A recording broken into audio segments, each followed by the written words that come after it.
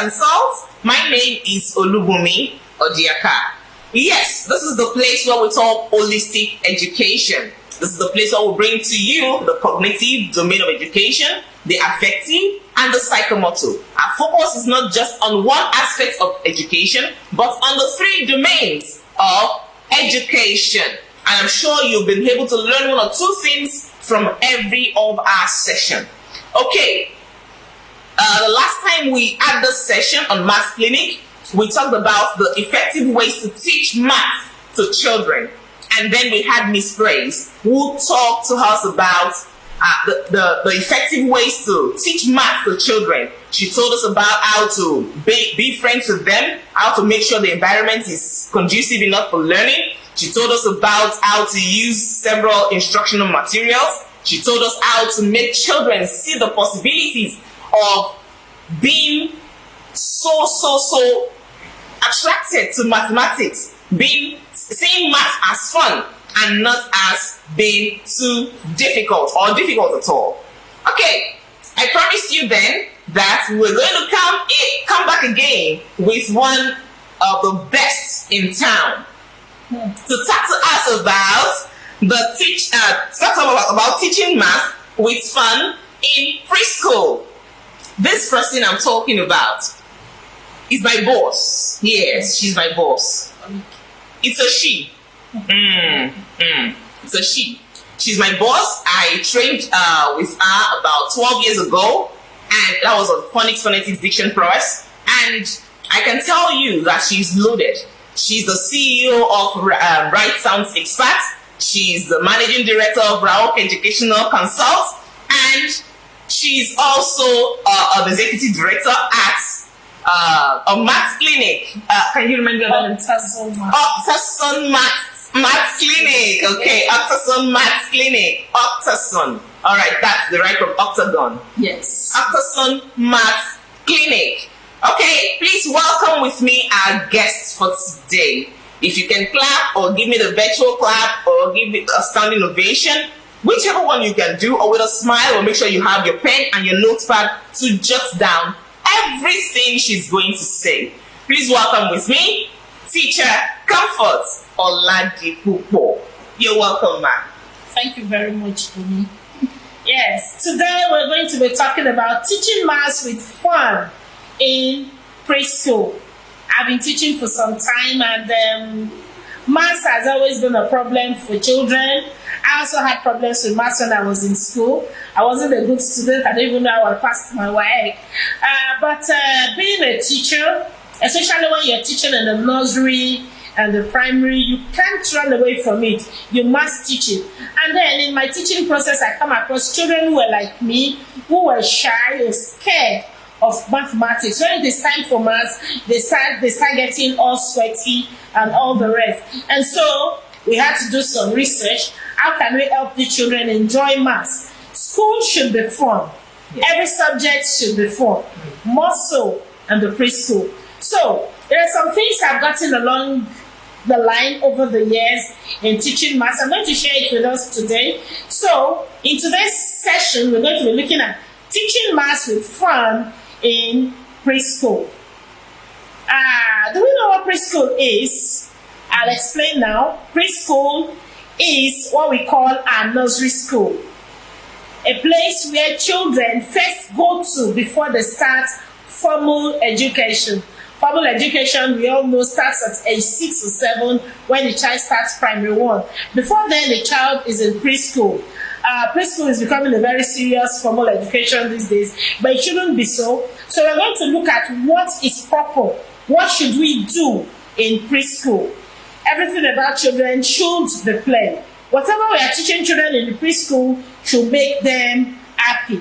Children generally love to play, and according to Maria Montessori, play is to children as work is to adults. So if play is to children as work is to adults, if we are giving them work to do, which means we are making them adults. So whatever we're doing with children, we are teaching English, we're teaching maths, you're teaching science, you're teaching social habits, whatever you're teaching to children, it should be centered around play. Now, I think you need to repeat that. Okay. Play is to children as work is to adults, according to Maria Montessori. Okay. Imagine an adult who doesn't work. What will happen? People will start looking at you as an irresponsible person because you will not be able to meet the responsibilities as an adult. It means that you will be a dysfunctional adult. For children, if they don't play, then they are not children. So whatever we are teaching them in school should be centered around play. So my next question is, what is play? Play are the activities children engage in to amuse themselves. They direct the activities themselves. Such play gives them rewards. Their rewards come from behavioral, social, and psychomotor rewards. The rewards comes from within the child. Let me break it down. Let's leave all the big grammar. Have you ever played before? Maybe build a sand castle, try to fix something, try to fix a puzzle, try to put something in a container. Or have you watched children play? Have you seen the satisfaction in their face when a toddler tries to cover a lid and eventually he gets it? The child smiles to himself. That is the reward the child gets. Have you tried building a sand castle? You put your leg, you build it. By the time you remove your leg, the sand castle collapses. You start thinking of ways to do it. You keep building until finally you remove your leg and the sand castle does not fall. What do you do to yourself? Yes, I get it. That is the reward children get from play. So, if you deprive children of that activity, you are depriving them of their childhood. So children should also play. Now, how do we teach children? We want to teach them through their work. And what did we say their work is? Play. Nursery children should always be excited about going to school. They should be sad on weekends and when they're about going on holidays. If the bell goes on Friday for children to go home, how do your nursery children feel? Are they excited? They shout, yay! If that is the case, then you need to work more on your preschool. It means they're not playing enough in the learning process. What of when holiday is coming? We have this song, holiday is coming, no more warning bells, blah, blah, blah, blah, blah, blah. The children are happy to sing their song because they're not playing enough in school. If holiday comes, the children feel sad. Oh, when are we going to resume? They don't start asking you questions. If they're not asking you questions, then you need to introduce more play in your preschool. What is the role of play in the life of a child? Play reinforces the growth and development of a child. Some of the more common functions of play are to facilitate physical, emotional, cognitive, social, and moral development. You wonder, how does play facilitate moral development? Especially when children are playing together as a group, a lot of things happen among them. The fight, have you noticed that they're always fighting? They fight, they settle. They learn to say sorry. They learn to say please. You want to collect something from another child, and the child says no. What will this child do to get it? He needs to do something. He needs to beg. And thereby, he's bringing up his magic word. Please, please, now, if you're in an environment where they speak pidgin, they say, I beg now, I don't go spoil them, I beg now. They are developing themselves morally. They learn to talk to each other peacefully. They get aggressive. They come back because they know that when they are doing a collaborative play, if they don't agree, they will never achieve what they want to do. So it also builds them emotionally. A child who is sad from home, whatever the reason is, comes to school and meets other children and they are playing together. The child forgets the problem at home and so is emotionally more balanced. What about physical activities? This is where the children engage themselves more. They run, they jump, they laugh, they fall on each other.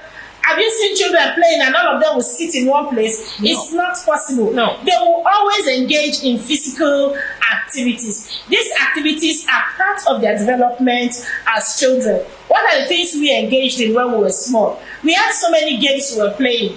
Tente, sway, koso. We had so many things we were doing. These things, tinko.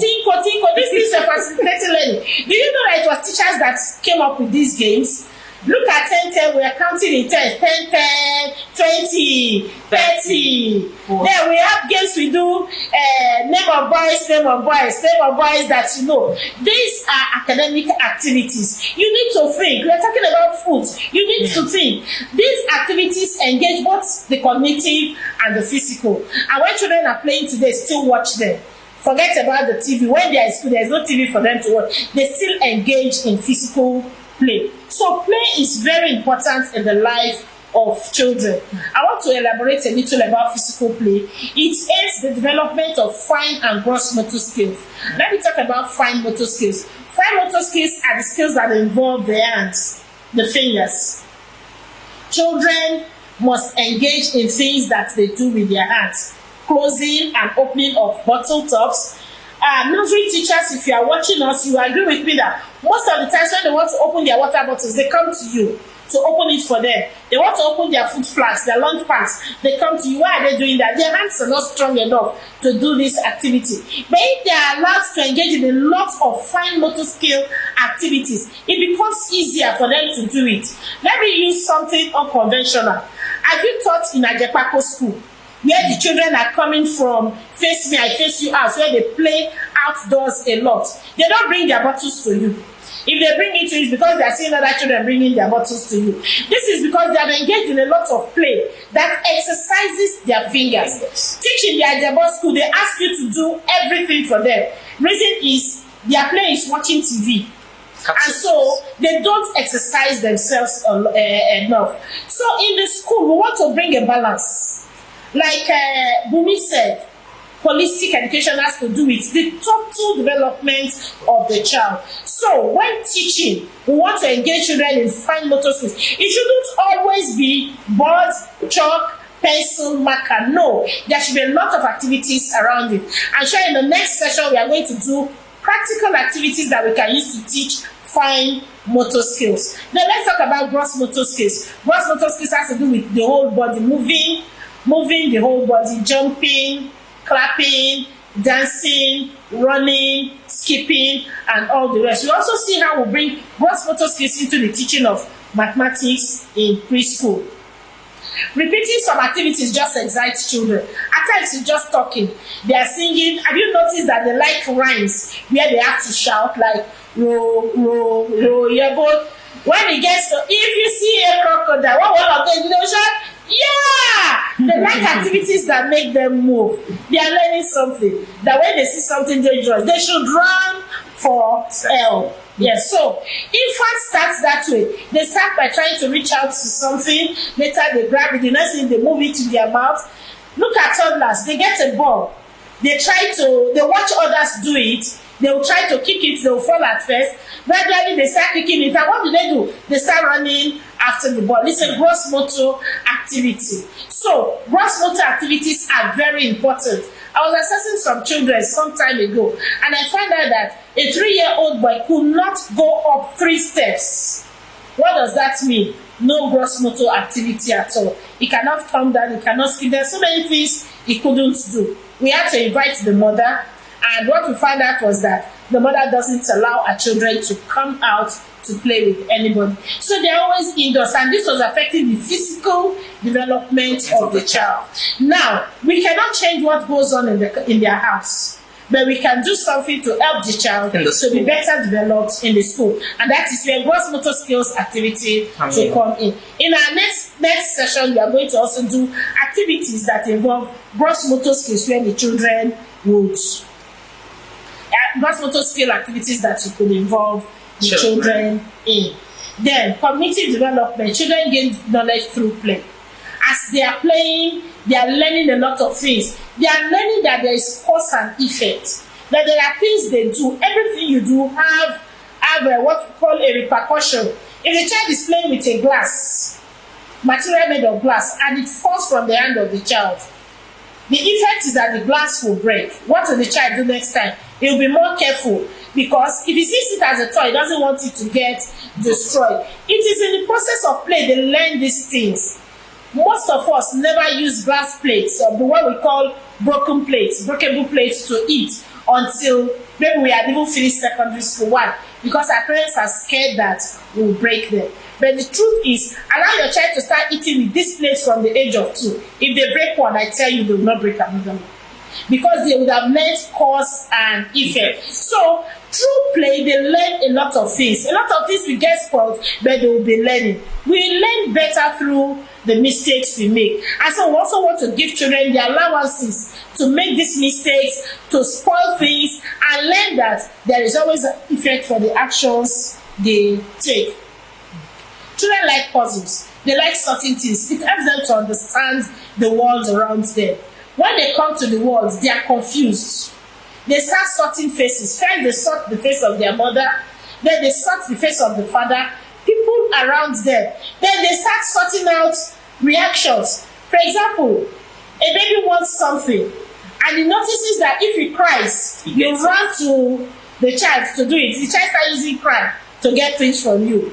He gets reward when he laughs or smiles at something. So when he wants something and he wants to manipulate you, the child will give you a big happy smile, and you are moved to do this. Children are learning through sorting out things around them. You introduce sorting in your activities in the school. Sorting is very important because the child will sort from birth to death. All your life you are sorting. You are sorting clothes. You want to wash, you want to remove the white clothes, you want to remove Ankara, you want to remove jeans before you start washing. It is sorting. As your everything you do in life, on your table, you are arranging books. You must sort the small ones, the big ones, the long ones, the short ones. So sorting is a very important activity in preschool. Children should learn to sort.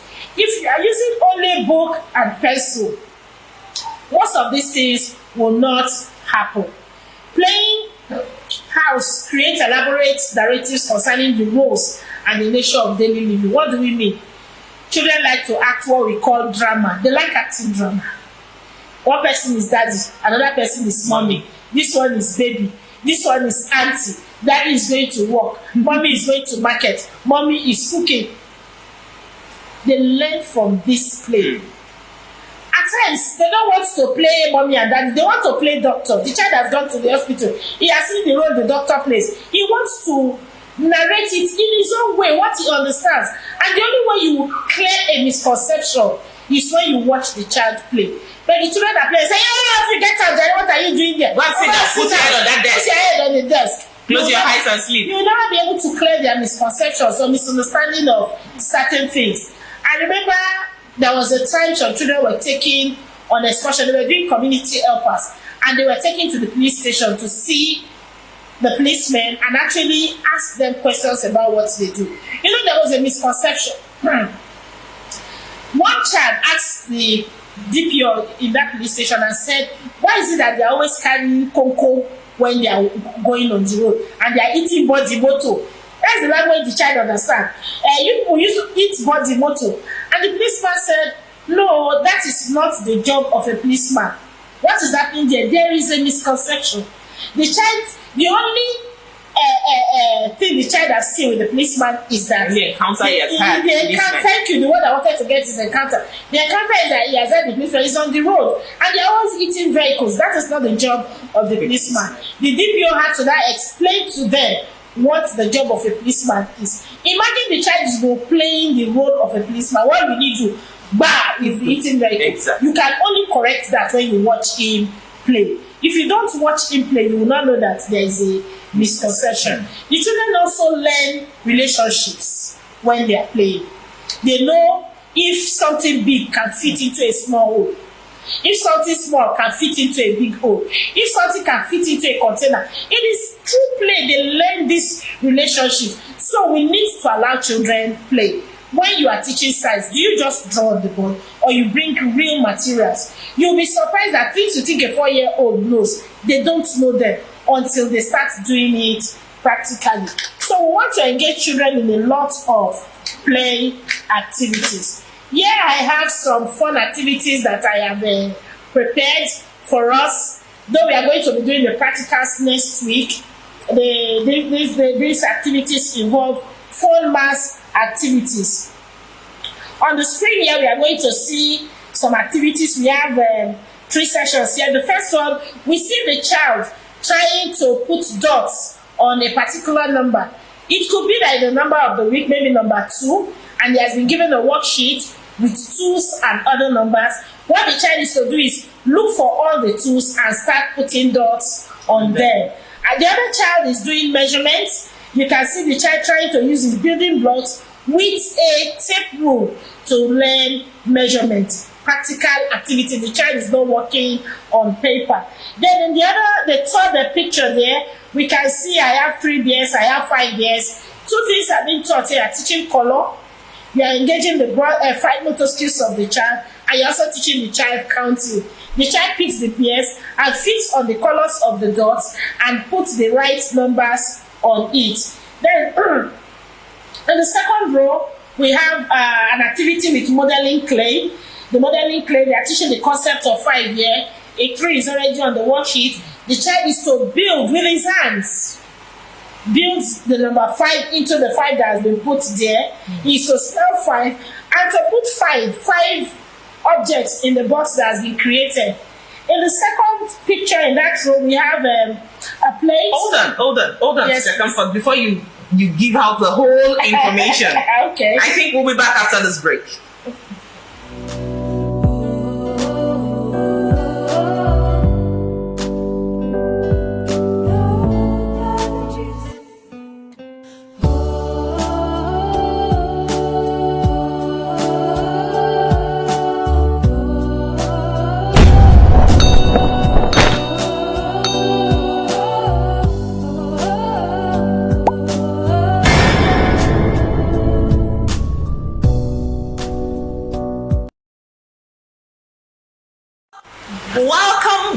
Welcome back to this maths clinic. Wow, Teacher Comfort is blowing my mind here. She's really exposing me to a lot of things today. There are so many things she has said that I did not even know before now. So Teacher Comfort, thank you for educating me today. I'm going to run through everything she said. She told us that what a preschool is, what a school should be for. A school should be fun for this children. A preschool should be fun. It is not for reading and writing alone. It has to be fun. She mentioned something. She said if it's time for holiday and the children are shouting, "Yeah, holiday is coming!" I know we sang that song in primary school. And we're always dancing. If children dance in your school, then you need to ask yourself a question. Are you sure you're doing the right thing? Are you sure you are including play in every of your activity? If you're not, then you need to start now. She's giving you all the tips free of charge, all the tips you need to include play in all the activities in your preschool for free now. So you need to apply them. She mentioned that a preschool is synonymous to nursery school. So what you call nursery school, some call preschool. So if it's a preschool or a nursery school, this is for you. She said preschool has become a very formal education these days, which shouldn't be so. It shouldn't be so.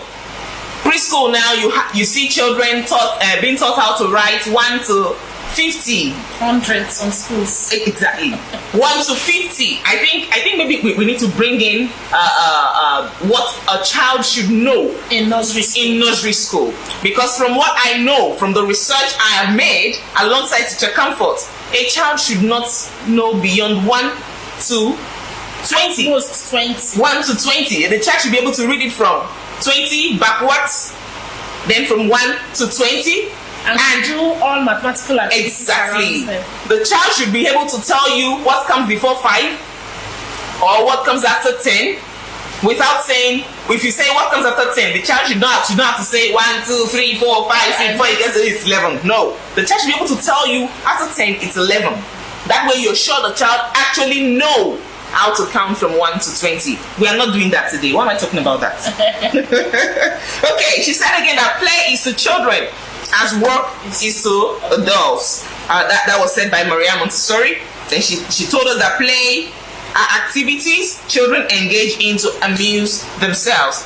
As much as they amuse themselves, they also build their physical, emotional, cognitive, social, and moral skills. Then she said if you deprive children of play, you deprive them of their childhood. You see children today, a child being kept indoor, the first thing they do once they are released outside is that they begin to play with sand. Yes. and you see mothers say, stop, come on, drop that thing, you're going to stain your clothes. Please stop it. Why? Because you're depriving them of that childhood, and the truth is they will eventually want to play. Explore. Exactly, that's the word. Explore with nature. They will want to explore. It's a normal thing. Like Miss Price told us the last session that you should have different kinds of sand in your house. Yes. Even in the classroom, you should have different kinds of sand so that the children can feel the texture. Every preschool should have sand and water. Sand corners and water corners. Exactly. So that they can feel the texture of the sand. Then Teacher Comforter told us the roles of play. The roles of play, she said, it reinforces the child's growth and development. It aids the development of fine and gross motor skills. She said, through play, the child learns cause and effect of their actions. That was when she used the eating with breakable plates as an example. If a child holds a mirror, drops the mirror, and the mirror breaks, the child already knows that if a mirror drops from him or her again, it's going to break. The child has learned the law of cause and effect. If he or she eats with a broken plate and the plate drops and breaks, he or she already knows that once a breakable plate drops, you can't use it again. It gets broken, and that means I can't use that plate again. So the child already knows the cause and effect of that action. So if you allow children to play, they learn the law of cause and effect. Okay, she said sorting is a lifetime skill. That one caught my attention. She said sorting is a lifetime skill. That even as adults now, we are sorting. Sorting is a lifetime skill stroke activity. Teach this in preschool. Let them sort. Let them sort. By colors, by shapes, by sizes. You can hear that. Different ways to sort. We're going to see them in the next class. Okay, check up. I don't want you to talk about the next class. I don't want you to talk about it. I have to tell you to hold on. Okay, she said through play you can correct misconceptions. She used that of a policeman using their rod to eat vehicles. That is not the job of a policeman. But a child sees that every day. That becomes what the child registers in his or mind that a policeman does. If a child sees that a policeman collects money on the road, what is registered in that child's mind that the job of a policeman is to collect money on the road. So through play, the teacher can correct all these misconceptions. Then she said, through play, they learn relationship. She was on the fun math activities when I said, no, you can't disseminate all the information today. I don't want that. The next session is going to be fun because it's going to be a practical session where she's going to teach us the fine and gross motor skills. The fine and gross motor skills, that's teaching math with fine and gross motor skills. It's going to be a practical session. You don't want to miss that session, I'm sure. She's loaded. So let's tap, let's tap all the information we can tap from her when we see her now, because the truth is she's a busy person, and if we can get a hold of her now, let's get as much as we can. Okay, I'm going to wrap it up here today. Teacher Comfort, I'm so sorry. I don't want you to teach that fun math activities today. I want you to teach that in the next session. So it's going to be a practical session. Please do not miss that. I say it here all the time. To learn means to grow. And growth is something that is inevitable. Once you stop growing, you start dying. But during the course of this week, I heard that I learned from one of the best. The person said, that's Coach BC Akonde. He said, to learn is to grow. But if you don't apply what you have learned, you cannot grow. So you can learn, but the application of what you have learned is what brings growth. And that struck me. Yes, to learn means to grow, but if you don't apply what you have learned, that means you can't grow. So people learn a lot of things and they just push it aside.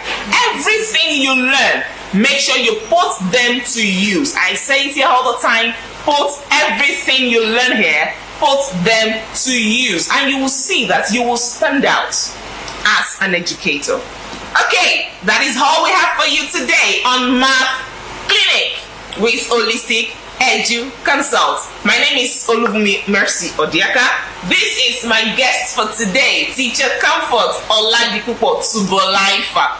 Thank you so much for Thank you for coming adding today. that. Thank you for coming in today. I am so grateful, and I'm sure my audience say thank you as well. Thank you so much. You're welcome. We appreciate your coming, It's my pleasure. and we hope to see you for the next session, because I already watered their appetite. Yes, I'll be here. All right. It's a promise. All right. Okay, signing out. This is Holistic Edu-Consult. My name is Olubunmi Odiaka. Here, we take you on the journey to the apex of education. Bye-bye.